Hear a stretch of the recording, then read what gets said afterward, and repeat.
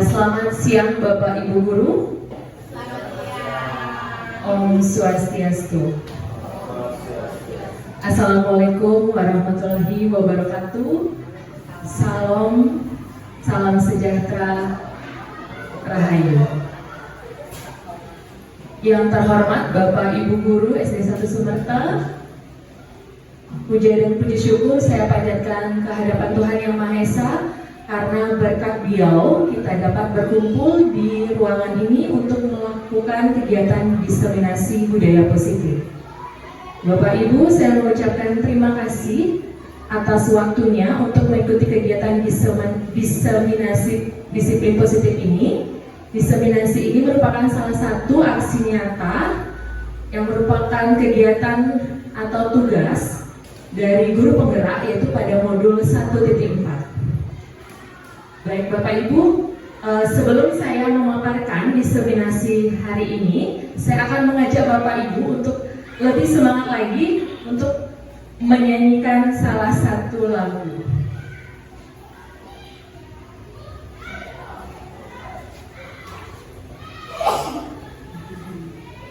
Ya Bapak Ibu, saya kira Bapak Ibu sudah tahu nadanya, sudah ya?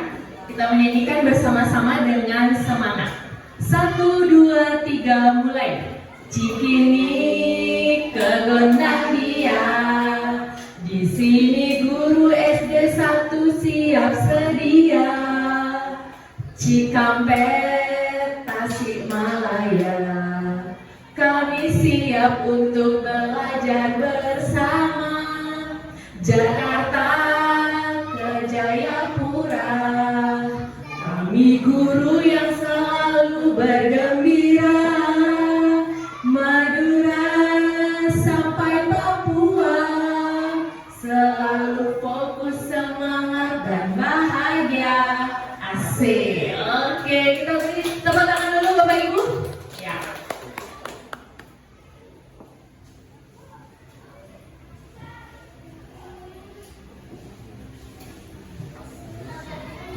Baik Bapak Ibu, saya lanjutkan. Jadi dalam diseminasi ini kita akan membahas mengenai konsep inti dari budaya positif. Yang pertama yaitu tentang perubahan paradigma belajar. Yang kedua tentang disiplin positif. Yang ketiga yaitu tentang nilai-nilai kebajikan. Kemudian dilanjutkan dengan kebutuhan dasar manusia. Yang kelima, motivasi perilaku manusia. Yang keenam, posisi kontrol guru. Kemudian dilanjutkan dengan keyakinan kelas. Dan yang terakhir yaitu segitiga restitusi. Baik, saya kira Bapak Ibu sebelumnya sudah pernah mempelajari materi ini di platform Merdeka Mengajar.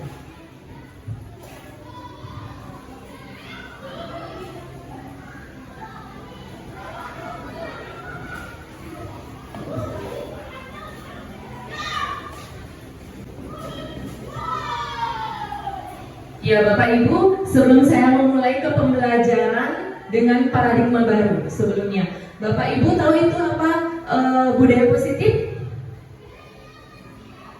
Penting tidak untuk diterapkan di sekolah Bapak Ibu? Penting sekali. Budaya positif itu sangat penting kita terapkan, apalagi kita sebagai pendidik di sekolah ya. Jadi budaya positif itu membuat siswa kita untuk bertanggung jawab, lebih bertanggung jawab, kemudian dapat memiliki budi pekerti yang luhur, dan tentunya menjadi mungkin murid yang berakhlak mulia yang sesuai dengan filosofi Ki Hajar Dewantara dan untuk mewujudkan profil pelajar Pancasila. Nah, Bapak Ibu, sekarang kita akan membahas mengenai pembelajaran dengan paradigma baru. Bapak Ibu sudah pernah mendengar biasanya pembelajaran yang berpusat pada siswa, pembelajaran yang berpusat pada guru. Pernah sebelumnya mendengarkan Bapak Ibu? Pernah. Ya, pembelajaran yang berpusat pada siswa. Ayo, apa itu pembelajaran yang berpusat pada siswa? Ya, contohnya benar Ibu Dain, contohnya pembelajaran berdiferensiasi. Kalau pembelajaran berpusat pada siswa, berarti kita meminta siswa untuk lebih banyak melakukan aktivitas di kelas. Benar. lebih mandiri untuk melakukan proyek-proyek atau tugas-tugas yang diberikan oleh guru. Pembelajaran dengan paradigma baru. Pembelajaran dengan paradigma baru merupakan pembelajaran yang dirancang berdasarkan prinsip pembelajaran berdiferensiasi, sehingga para peserta didik belajar sesuai kebutuhannya berdasarkan tahap perkembangannya sesuai teori psikologi modern untuk mewujudkan profil pelajar Pancasila. Jadi untuk profil pelajar Pancasila ada berapa Bapak Ibu? Ada 6. Yang pertama, beriman, bertakwa kepada Tuhan Yang Maha Esa dan berakhlak mulia. Betul. Yang kedua yaitu ada berkebinekaan global. Yang ketiga yaitu bergotong royong. Yang keempat ada kreatif, kemudian dilanjutkan bernalar kritis, dan yang terakhir yaitu mandiri.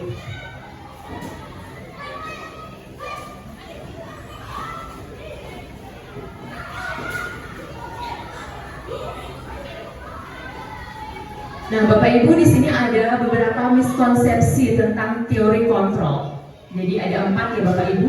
Dari keempat ini mungkin Bapak Ibu pernah melakukan miskonsepsi ini.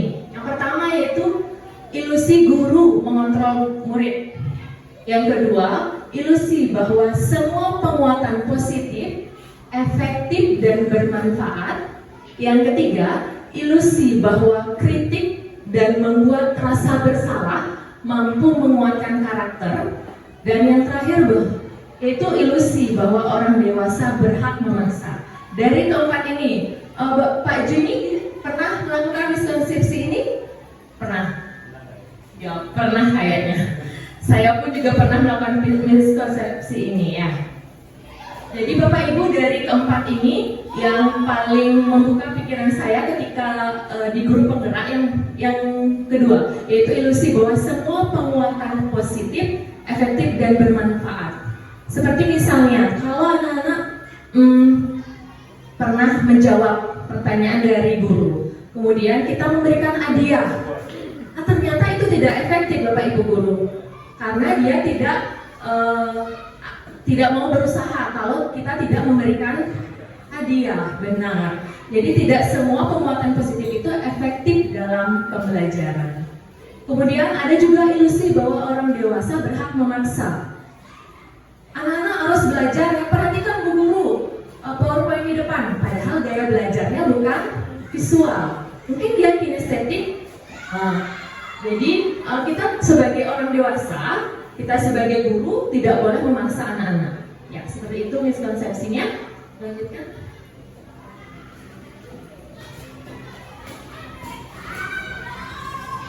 Nah, terkait dengan miskonsepsi teori kontrol tadi, jadi di sini ada tabel yaitu mengenai mengubah paradigma stimulus respon ke pendekatan teori kontrol.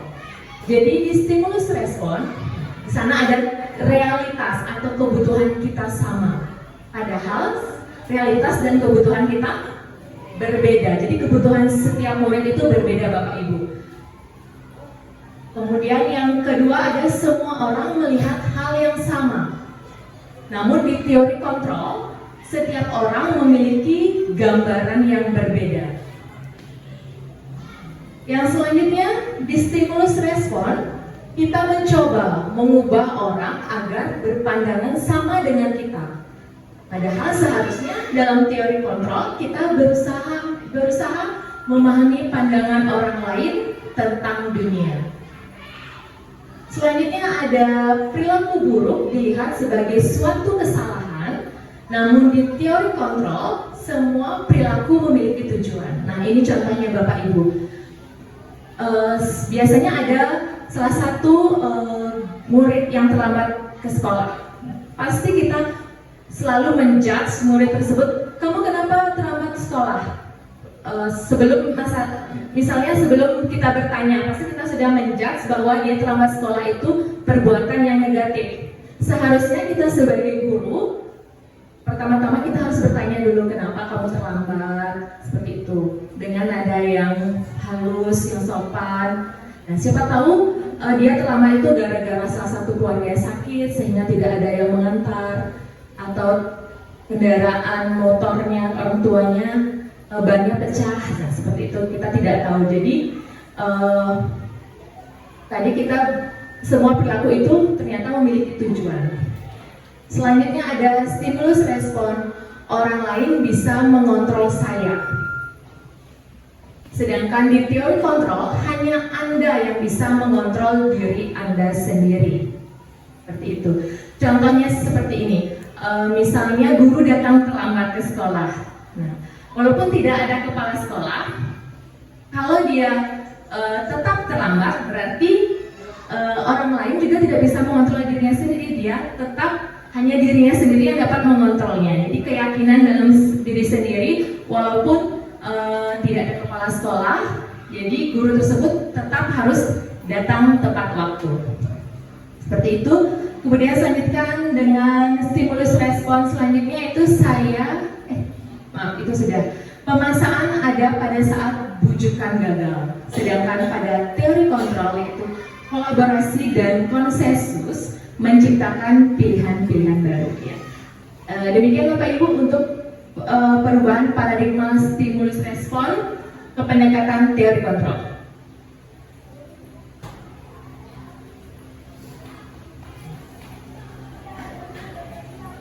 Bapak Ibu, selanjutnya kita akan membahas mengenai disiplin positif. Disiplin itu berasal dari disiplina, itu yang berarti belajar Bapak Ibu. Disiplin mengacu pada disiplin diri yang memiliki tanggung jawab terhadap apa yang dilakukan berdasarkan nilai-nilai yang diyakini. Nah, di sini disiplin positif merupakan salah satu cara penerapan disiplin yang bertujuan untuk menumbuhkan kesadaran serta memberdayakan siswa tanpa reward. Reward itu hadiah dan hukuman atau punishment. Di sini kita sebagai pendidik, tujuan kita adalah menciptakan siswa yang memiliki disiplin diri, sehingga berperilaku mengacu pada nilai-nilai kebajikan universal dan memiliki motivasi intrinsik dalam perubahan perilaku ke arah yang lebih baik. Nah, demikian untuk penjelasan mengenai disiplin positif. Nah, tadi dibahas pada pengertian disiplin positif yaitu ada nilai-nilai kebajikan. Nah, apa itu nilai-nilai kebajikan?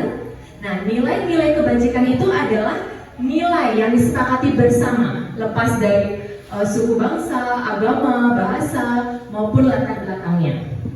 Nah, contoh dari nilai kebajikan ini dari institusi atau organisasi. Yang pertama, nilai kebajikan dari profil pelajar Pancasila. Yang sudah kita ketahui bersama, ada beriman dan bertakwa kepada Tuhan Yang Maha Esa dan berakhlak mulia, kemudian berkebinekaan global, gotong royong, mandiri, kreatif, dan yang terakhir yaitu bernalar kritis. Kemudian dari organisasi IBO Primary Years Program atau PYP, di mana nilai-nilai kebajikannya itu ada toleransi, rasa hormat, mandiri, menghargai, antusias, empati, keingintahuan, kerjasama, dan percaya diri. Kemudian nilai kebajikan dari organisasi yaitu keterampilan hidup atau life skill, maksud saya. Jadi nilai-nilai kebajikan itu yaitu dapat dipercaya, pendengar yang aktif, tidak merendahkan orang lain, dan memberikan yang terbaik dari diri sendiri. Demikian nilai-nilai kebajikan. Selanjutnya kita akan membahas mengenai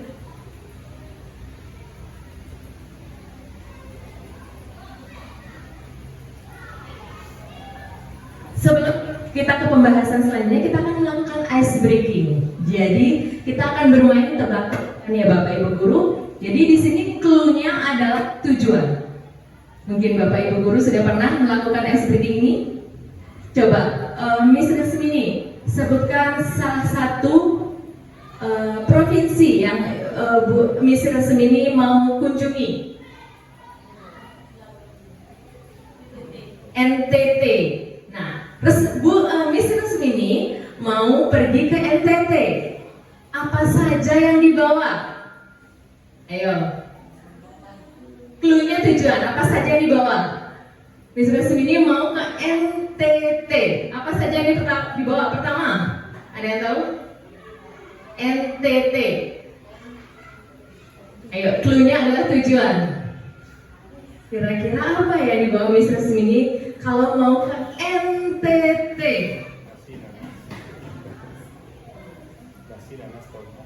Ayo ibu, apa? Bu Asri, topi? Boleh, topi boleh. Yang lainnya? Kalau kamera tidak. NTT, clue-nya adalah tujuan. Miss Resmini mau ke NTT. Tadi topi sudah benar. Tempe boleh, karena Miss Resmini mungkin lapar, jadi dia mau buat tempe. Benar. Apa? Ya, Bapak Ibu benar, membawa nasi. Ada lagi Bapak Ibu? Ayo apa? Tahu, benar. Apa lagi? Nanas. Mau ngerujak mungkin ya di NTT Miss Resmini.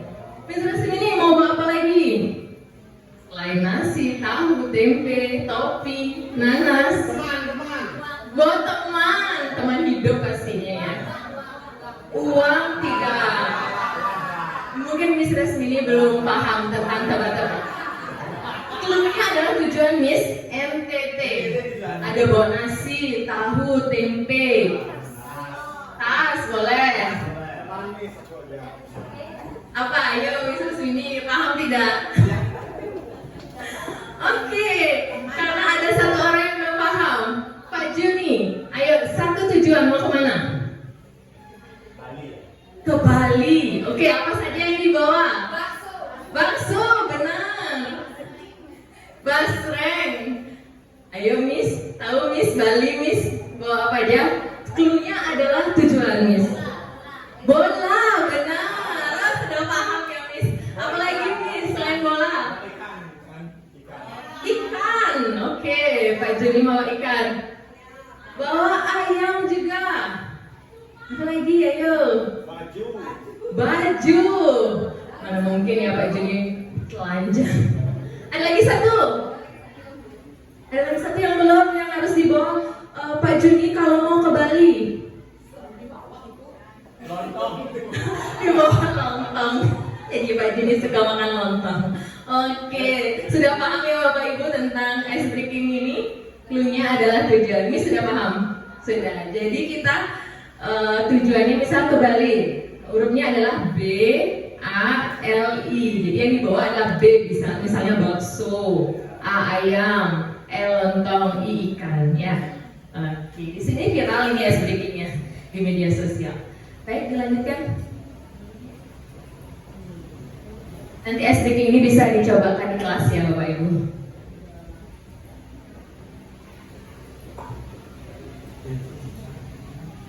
Baik Bapak Ibu, sekarang kita akan lanjutkan mengenai topik kebutuhan dasar manusia.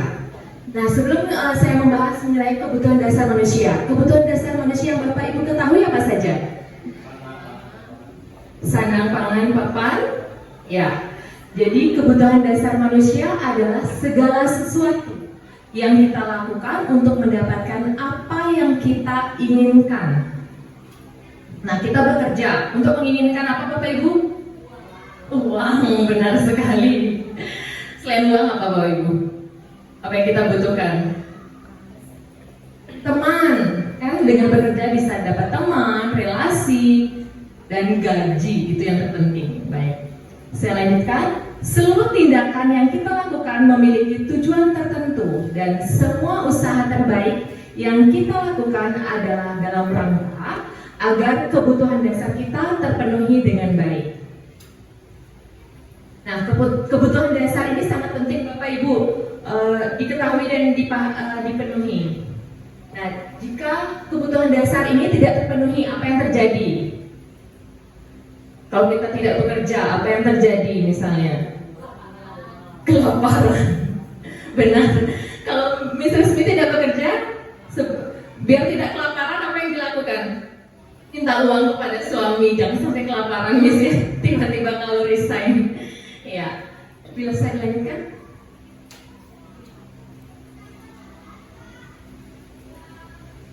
Oke, ini ada 5 kebutuhan dasar manusia Bapak Ibu. Yang pertama yaitu bertahan hidup. Adapun kebutuhan yang kita perlukan yaitu ada makanan, pakaian, tempat tinggal, keamanan, dan kesehatan. Kalau kita hubungkan kebutuhan bertahan hidup ini di kelas, misalnya kita pernah melihat murid yang lemas. Jangan kita memarahi murid tersebut Bapak Ibu karena lemas. Kemungkinan saja murid tersebut belum sarapan atau dia sakit. Nah, jadi penting ya kita sebagai guru untuk mengetahui kebutuhan siswa kita sendiri agar pembelajaran lebih bermanfaat lagi bagi mereka. Kalau mereka lemas kan tidak pembelajaran atau materi itu tidak akan dipahami oleh siswa. Itu yang pertama tentang kebutuhan bertahan hidup. Yang kedua yaitu kebutuhan dasar manusia mengenai kasih sayang dan rasa diterima. Nah ini banyak juga terjadi Bapak Ibu di kelas, misalnya dalam satu kelompok ada salah satu siswa yang diam, menyendiri, kurang aktif. Nah mungkin kalau ditanyakan mungkin dia jawabannya saya tidak dekat dengan ini Bu Guru. Nah ini kebutuhan kasih sayang dan rasa diterima dari siswa tersebut kurang Bapak Ibu. Nah, di sini ada rasa diterima, kemudian berbagi, kerjasama, dan menjadi bagian dalam kelompok. Jadi itu kebutuhan yang kedua mengenai kasih sayang dan rasa diterima.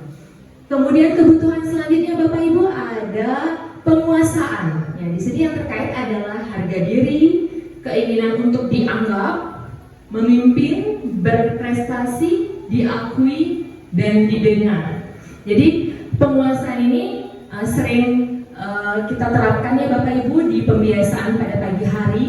Misalnya ada salah satu siswa kita menang dalam perlombaan. Jadi pialanya kita serahkan waktu pembiasaan diri agar semua siswa dapat melihat sehingga siswa yang lain juga mencontoh untuk dapat berprestasi. Jadi di sini merasa dihargai juga yang menang lomba. Itu untuk penguasaan. Kemudian selanjutnya itu ada kebebasan. Nah di sini terkait dengan mandiri, memiliki pilihan, mencoba hal baru, mampu mengendalikan arah dirinya. Nah di sini yang sering kita lakukan di kelas Bapak Ibu mengenai pembelajaran berdiferensiasi. Jadi kita memberikan kebebasan kepada siswa untuk misalnya dalam diferensiasi produk. Jadi apa minat siswa? Apakah dia mau membuat dalam bentuk tulisan, video, diagram ataupun poster. Jadi di sini kita memberikan kebebasan kepada siswa. Yang selanjutnya Bapak Ibu ada kebutuhan dasar mengenai kesenangan yang terkait dengan bermain, humor, antusiasme, dan tertawa. Jadi humor ini bisa diberikan dalam pembelajaran di kelas agar pembelajaran lebih menyenangkan, lebih tidak membuat murid bosan untuk belajar ya Bapak Ibu ya. Demikian untuk 5 kebutuhan dasar manusia.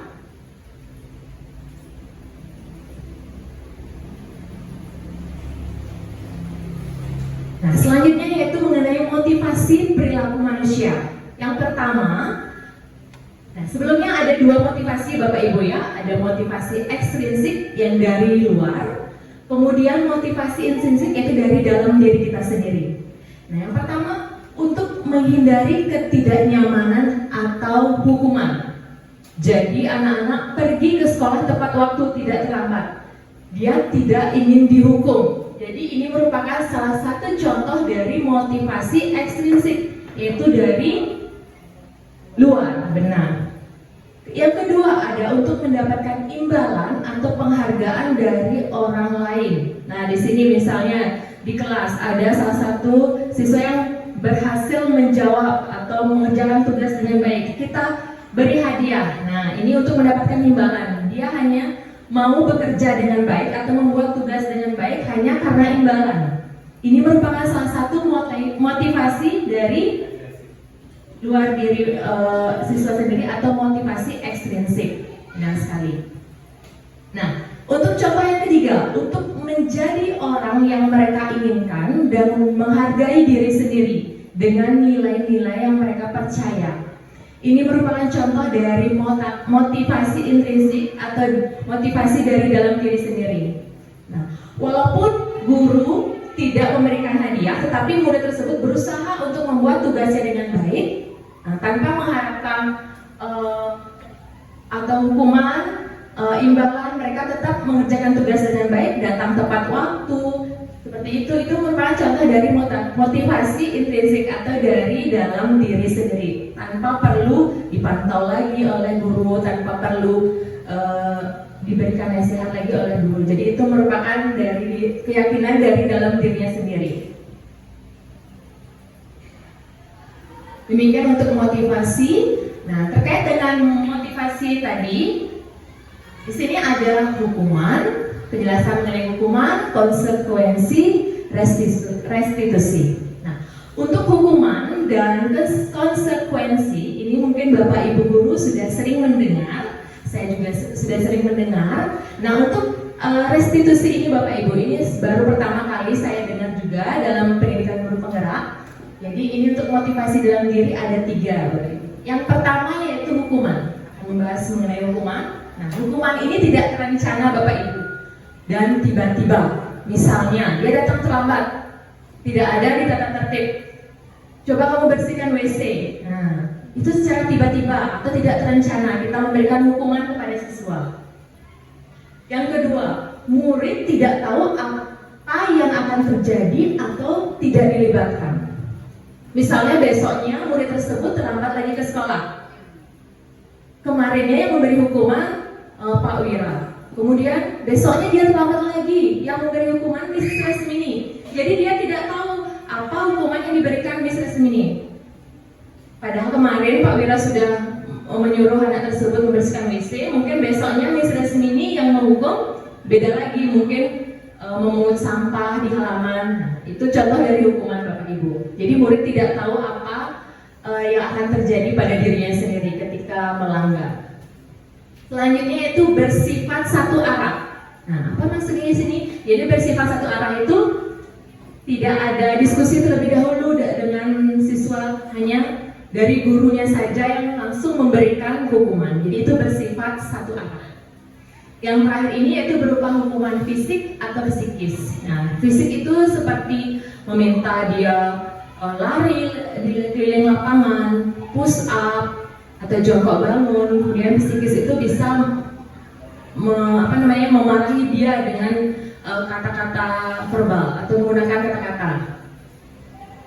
Selanjutnya ada konsekuensi. Jadi konsekuensi ini lebih baik sedikit dari hukuman Bapak Ibu. Nah, konsekuensi ini terencana atau disepakati sesuai peraturan. Nah, misalnya tata tertib di sekolah kita, anak-anak yang datang terlambat hukumannya membersihkan toilet. Nah, seperti itu. Itu sudah terencana atau disepakati sesuai peraturan. Jadi siswa tahu apa hukuman yang dia dapatkan kalau dia datang terlambat. Yang kedua, murid tetap dibuat tidak nyaman. Di hukuman dia tidak nyaman, kalau di konsekuensi dia juga merasa tidak nyaman karena mendapat konsekuensi apa maksudnya?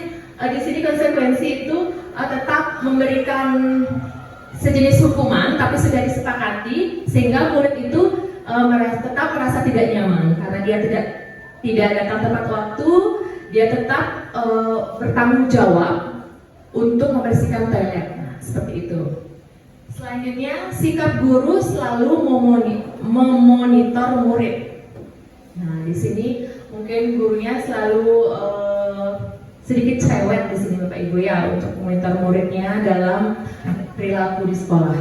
Nah, ini yang terakhir Bapak Ibu ada restitusi. Nah, ini hal yang paling baik dari ketiga ini adalah restitusi. Yang pertama yaitu proses menciptakan kondisi bagi murid untuk memperbaiki kesalahan.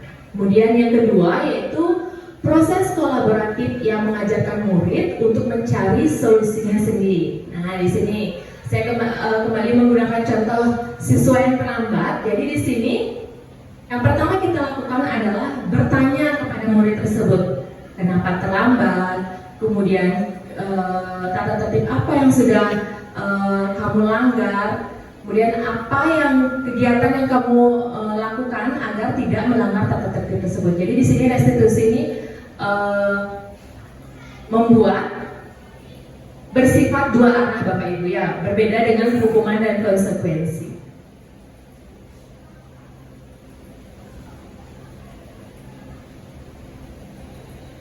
Nah Bapak Ibu, selanjutnya kita akan membahas mengenai 5 posisi kontrol guru.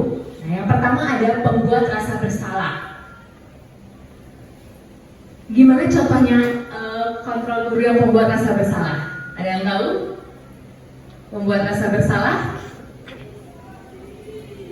Seperti kita memojokkan biasanya. Bagaimana Miss?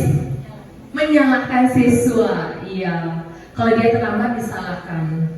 Padahal kita tidak tahu kenapa dia bisa terlambat. Kemudian yang kedua, sebagai penghukum. Nah, Bapak Ibu guru mungkin pernah berada di posisi kontrol ini sebagai penghukum. Yang selanjutnya sebagai teman. Nah, di sini misalnya kita berbicara layaknya sebagai seorang teman dengan siswa. Selanjutnya ada posisi kontrol guru yaitu manajer. Nah, yang paling bagus ini adalah manajer Bapak Ibu ya.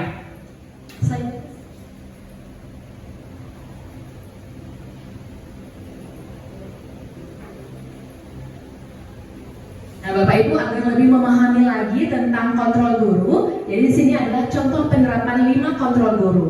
Nah, dalam satu kasus itu bisa memuat kelima kontrol guru Bapak Ibu. Nah, di sini contoh kasusnya adalah terlambat masuk ke kelas setelah jam istirahat. Untuk guru yang sebagai posisi kontrol penghukum, nah pasti guru tersebut meminta siswanya untuk berdiri di depan kelas sampai akhir pelajaran atau membersihkan toilet siswa. Nah ini merupakan contoh perilaku guru sebagai penghukum Bapak Ibu ya. Kemudian untuk posisi kontrol pembuat rasa bersalah. Nah seperti ini biasanya Bapak Ibu gurunya. Sudah berapa kali Bapak atau Ibu guru mengingatkan, masih saja diulangi. Tindakanmu ini sungguh mengecewakan Bapak atau Ibu guru nak. Nah jadi ini merasa bersalah tidak siswanya? Iya, ini merupakan kontrol guru sebagai pembuat rasa bersalah. Kontrol diri sebagai teman. Nah, seperti ini percakapannya. Ayo nak, ingat kembali keyakinan yang kita sepakati. Bantu Bapak atau Ibu guru sekali ini saja. Ya sudah, sekarang silakan duduk. Lain kali tidak berbuat seperti ini lagi ya. Nah, di sini guru menggunakan kata-kata yang baik, yang sebagai teman. Nah, di sini mungkin siswanya lebih merasa tidak berbuat salah, ya tidak merasa disalahkan. Tapi sebenarnya di sini guru juga lebih menekankan untuk tidak mengulangi kesalahannya tersebut. Kemudian untuk posisi kontrol sebagai pemantau, nah begini percakapannya Bapak Ibu. Kamu sudah melanggar peraturan sekolah. Kamu tahu konsekuensinya. Nanti kamu tinggal lebih lama di kelas setelah jam istirahat kedua untuk mengejar ketinggalan materi yang sudah dibahas. Nah misalnya ini, ada salah satu siswa yang tidak membuat PR Bapak Ibu. Nah, agar adil sama rata dengan semua siswa, kita minta siswa tersebut untuk mengerjakan PR saat jam istirahat. Nah, jadi mereka jam istirahatnya menjadi terpotong. Nah dengan hal ini kemungkinan keesokan harinya dia tidak akan lupa membuat PR karena dia tidak mendapatkan jam untuk istirahat. Nah itu untuk posisi kontrol pemantau.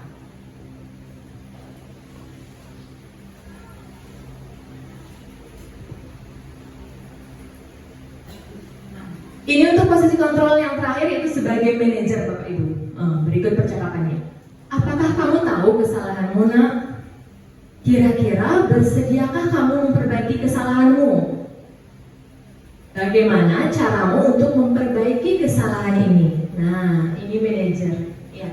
Jadi kita lebih memfokuskan kepada apa yang telah diperbuat oleh siswa, kemudian kita memberikan siswa untuk mencari cara untuk memperbaiki kesalahannya. Itu sebagai manajer.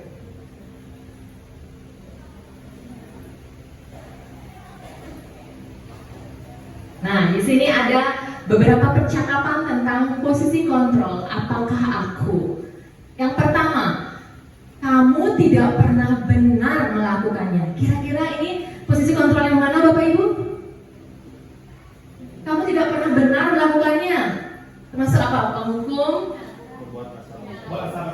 Membuat rasa bersalah. Oke, Pak Jun menjawab membuat rasa bersalah.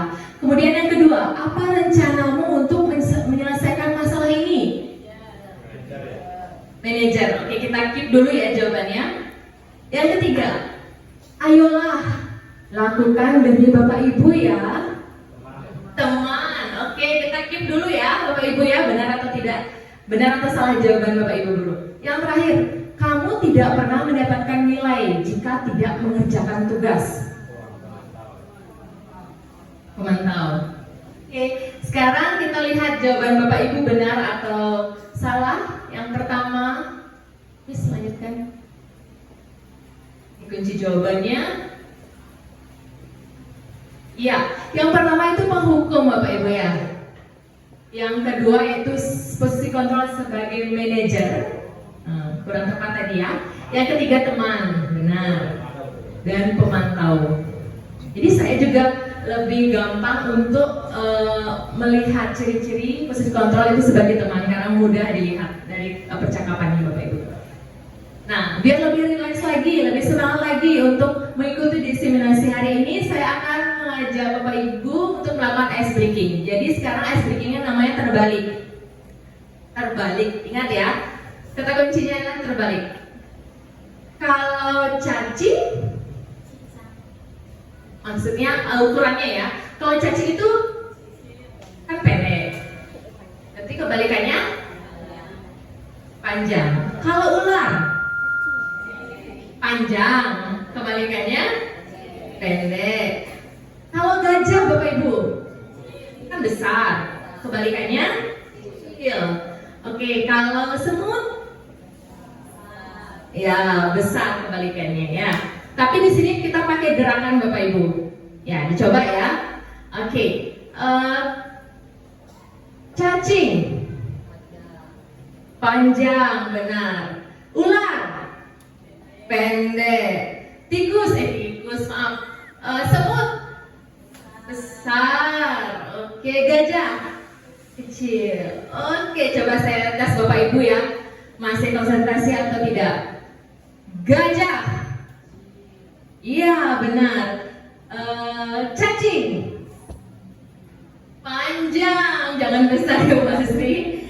Kemudian ular pendek. Wah, ternyata konsentrasinya masih nih Bapak Ibu ya.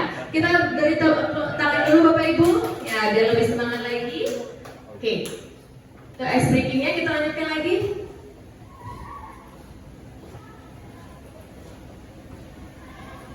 Coba.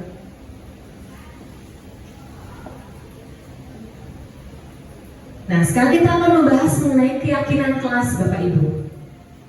Nah, kalau kita di SD, SMP, SMA, kita pasti seringnya mendengar tentang peraturan kelas. Atau sekarang itu lebih ngetren dengan kesepakatan kelas. Tapi di sini kita akan membahas mengenai keyakinan kelas. Kenapa ya kira-kira keyakinan kelas bukan peraturan kelas? Ada yang tahu? Kenapa? Karena dibuatnya dengan murid dan siswa. Oke, yang lainnya ada apa sih? Kenapa keyakinan kelas bukan peraturan kelas? Karena telah disepakati bersama, ya. Nah, seperti contohnya seperti ini Bapak Ibu. Kita menggunakan helm di jalan raya ketika menaiki sepeda motor. Apa alasannya? Untuk keselamatan, apa lagi? Untuk menghindari hukuman. Ada lagi? Biar tidak ditilang. Nah, biar tidak ditilang. Dan tadi gara-gara menggunakan helm itu untuk keselamatan. Ya. Untuk menghindari hukuman itu merupakan motivasi apa, Bapak Ibu? Internal atau eksternal? Untuk menghindari polisi? Eksternal, dari luar diri. Kalau nggak ada polisi nggak usah pakai helm. Nah, itu ya motivasi eksternal. Kalau tadi Miss Resni bilang menggunakan helm untuk menjaga keselamatan, itu motivasi internal atau intrinsik dari dalam diri sendiri. Nah, sama seperti itu Bapak Ibu. Kalau keyakinan kelas itu diharapkan nanti siswa itu bisa memiliki motivasi dari dalam diri. Jadi dia mentaati segala aturan yang ada di kelas itu berdasarkan kemauan dirinya sendiri. Dia bertanggung jawab, bukan gara-gara dia dihukum oleh guru atau yang lainnya, Bapak Ibu ya. Jadi di sini kita akan membahas mengenai keyakinan kelas, bukan peraturan kelas. Lanjutkan Bapak Ibu. Nanti saya ada contoh dalam membuat keyakinan kelas. Nah, ini saya sudah membuat keyakinan kelas di kelas 6C. Yang pertama yaitu semua murid, setiap siswa menuliskan kata-kata positif, Bapak Ibu. Tidak boleh menggunakan tidak, jangan, dilarang, itu tidak boleh digunakan. Menggunakan kata positif. Jadi semua siswa berkesempatan untuk menuliskan keyakinan kelas. Jadi satu orang satu keyakinan kelas. Kemudian setiap siswa juga saya minta untuk menempelkannya di depan kelas. Nah, sehingga di sana ada sekitar hari itu ada 27 orang siswa yang datang. Jadi terkumpul 27 keyakinan kelas. Tidak mungkin kan ke 27 itu kita pakai, pasti ada kata-kata yang sama.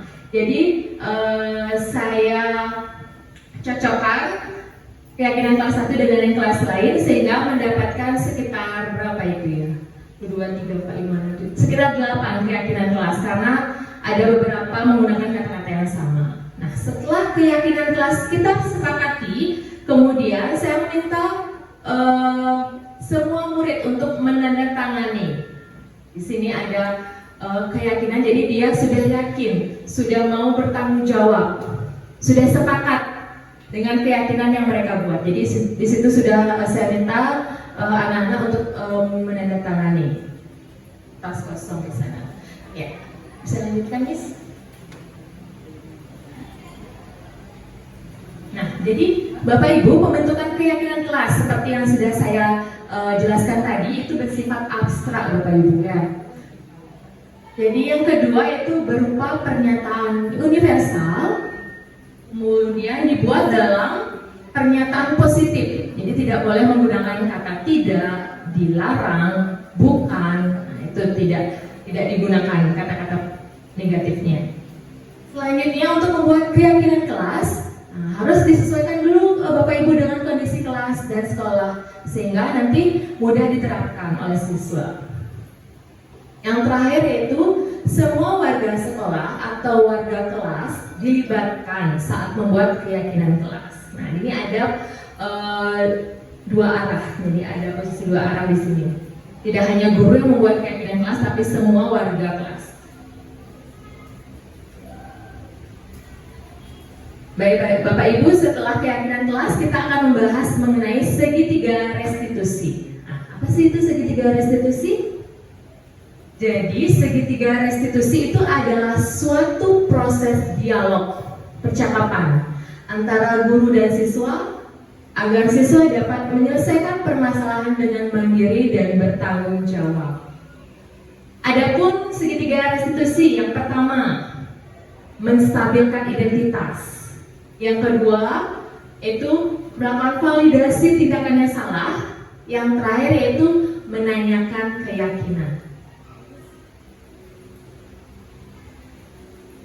Agar lebih memudahkan untuk segitiga restitusi, yang pertama menstabilkan identitas. Nah, ini berdasarkan prinsip membuat kesalahan adalah bagian dari proses pembelajaran. Nah, ternyata di sini berbuat salah itu juga merupakan suatu pembelajaran ya Bapak Ibu ya.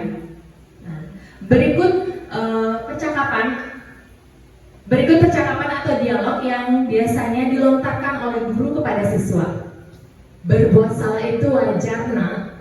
Seperti itu ya. Selanjutnya, tidak ada manusia yang sempurna. Ibu guru juga pernah membuat kesalahan. Seperti itu. Selanjutnya, ibu atau bapak juga pernah melakukan itu. Ibu atau bapak tidak mau mencari siapa yang salah, tapi ibu bapak ingin mencari solusi dari permasalahan ini. Kemudian percakapan yang terakhir, kamu berhak merasa begitu.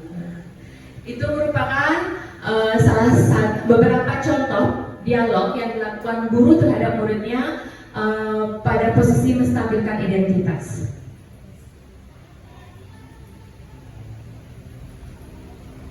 Kemudian selanjutnya yaitu validasi tindakannya salah. Nah, di sini berdasarkan prinsip setiap perilaku berupaya untuk memenuhi kebutuhan tertentu. Nah, adapun percakapan yang di sini, yang pertama, kamu pasti punya alasan mengapa melakukan hal tersebut. Yang kedua, padahal kamu bisa melakukan hal yang lebih buruk dari ini ya. Yang terakhir, kamu patut bangga karena telah melindungi sesuatu yang penting buatmu. Yang terakhir, kamu melakukannya karena mempertahankan sesuatu yang penting bagimu. Nah, itu untuk validasi tindakan yang salah, Bapak Ibu. Kemudian yang terakhir yaitu menanyakan keyakinan. Berdasarkan prinsip teori kontrol, bahwa pada dasarnya kita termotivasi secara intrinsik, itu dari dalam diri. Nah, ada percakapannya yang pertama. Nah, di sini guru bertanya, apa keyakinan kelas kita? Kemudian, nilai-nilai apa saja yang telah disepakati bersama? Seperti apa gambaran sebuah kelas yang ideal menurut kamu? Kamu ingin menjadi orang seperti apa? Nah, itu untuk posisi menanyakan keyakinan. Segitiga restitusi menanyakan keyakinan. Ibu, ini merupakan contoh penerapan segitiga restitusi. Boleh dari awal? Ulangi.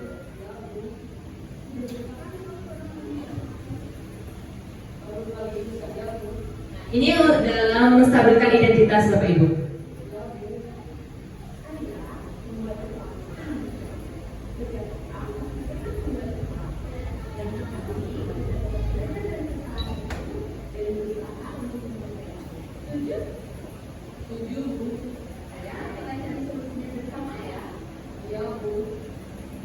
Kemudian ini untuk validasi tindakan yang salah.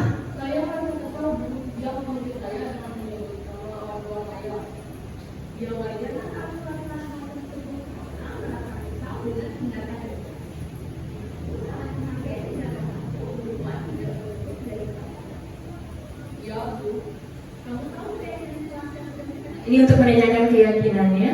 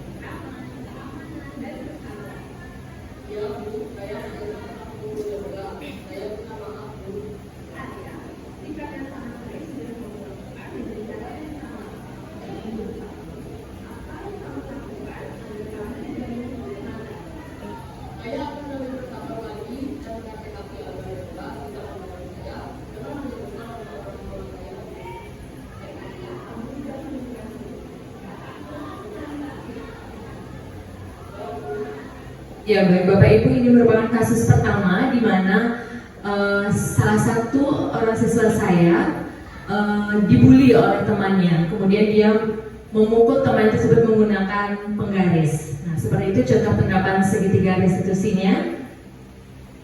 Lagi satu ada kasus yang kedua di mana salah satu murid saya. Nah, untuk kasus kedua ini Bapak Ibu, jadi ada salah satu siswa yang tidak membawa bekal ke sekolah dan tidak membawa bekal makanan maupun uang. Jadi dia memaksa meminta makanan ke temannya. Nah, berikut contoh penerapan segitiga restitusi yang saya lakukan.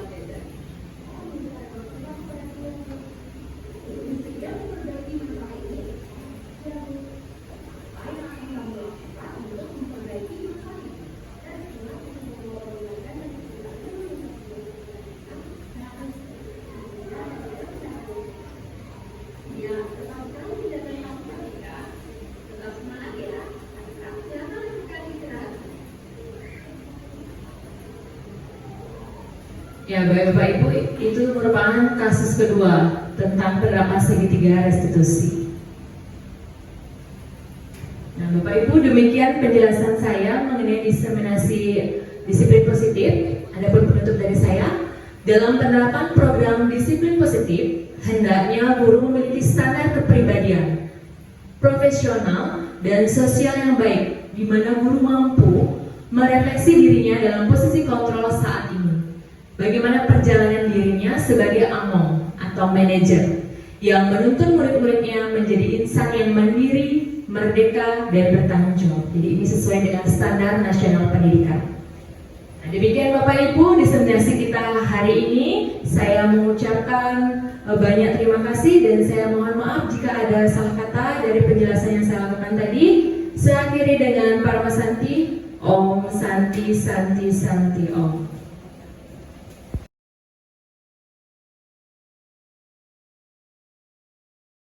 Selamat siang anak-anak. Siang. Nah, pada siang hari ini kita akan membuat keyakinan kelas.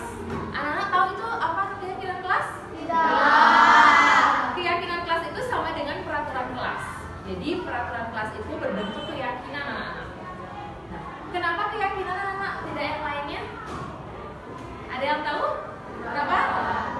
Nah, karena dengan keyakinan kalian akan meyakini dalam diri kalian dan bertanggung jawab untuk berperilaku sesuai dengan nilai-nilai yang kalian yakini. Ya anak-anak ya. Nah, untuk kegiatan pertama nanti karena anak akan membagikan post-it. Jadi setiap anak akan membuat satu kesepakatan kelas. Jadi kesepakatan kelas itu contohnya seperti ini. Tidak boleh menggunakan kalimat negatif. Tidak boleh menggunakan dilarang, kata dilarang, tidak, jangan, itu tidak boleh. Ya, misalnya kalau tidak boleh mencontek, kan itu tidak boleh, tidak depannya. Kalau kita ganti jadi apa? Boleh mencontek. Kenapa jadi boleh mencontek? Belum tepat. Kita harus jujur. Nah, seperti itu. Jangan menggunakan kalimat negatif.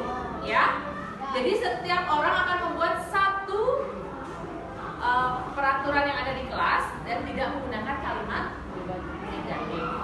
Kemudian setelah itu kalian akan tempelkan semua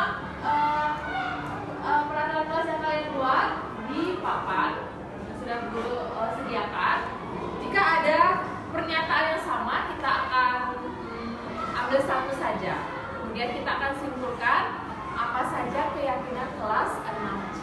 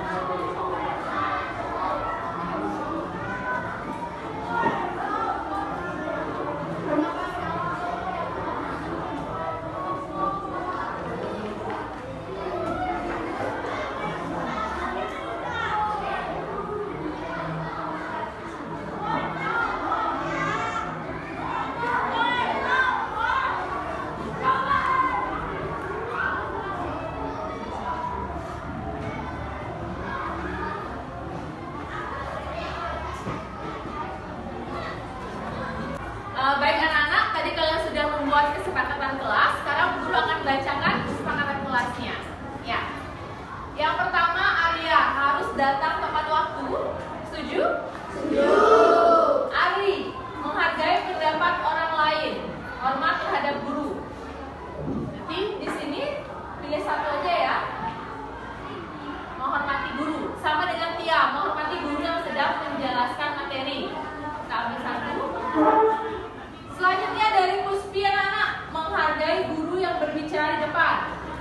Sama ya, menghormati guru ya.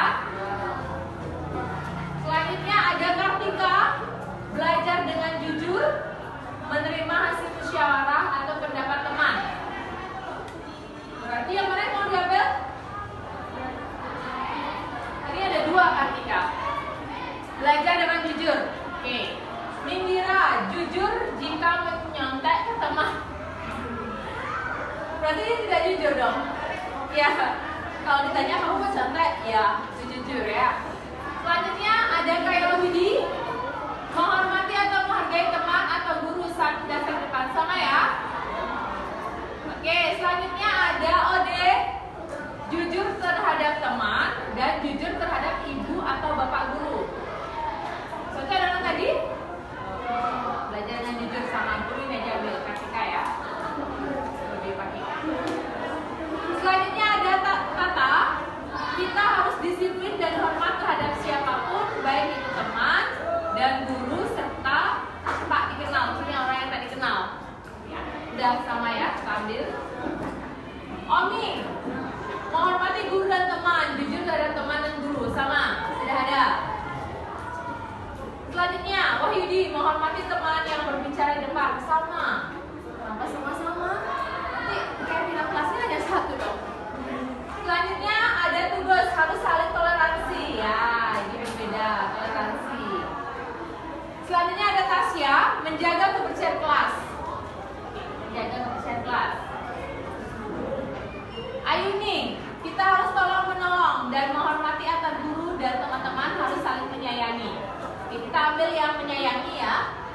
Nah itu yang belum. Selanjutnya ada dari Cynthia, hargailah orang yang sedang berbicara di depan maupun teman atau guru. Sama ya, menghargai, menghormati sudah. Ini dari Caita, saya ingin semua saling menghormati dan saling jujur. Sudah. Selanjutnya ada Indra, harus saling menghargai sesama manusia. Sama, sudah. Dan anak belajar dengan baik dan menjawab pertanyaan dari guru. Boleh? Belum ada ya?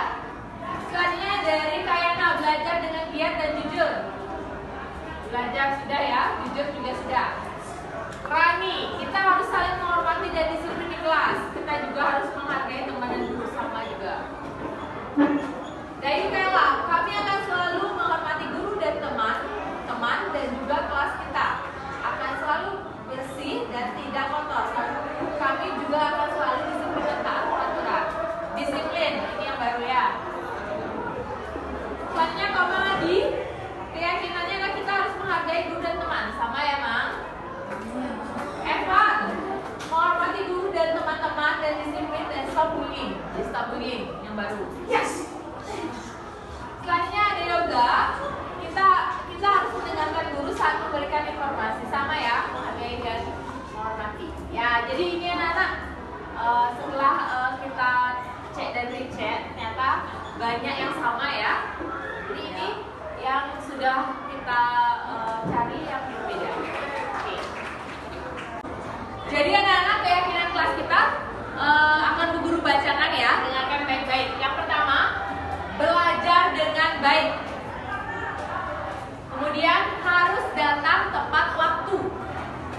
Yang ketiga, menghormati guru dan teman. Yang keempat, jujur terhadap teman dan guru. Yang kelima, harus saling toleransi. Yang keenam, menjaga kebersihan kelas.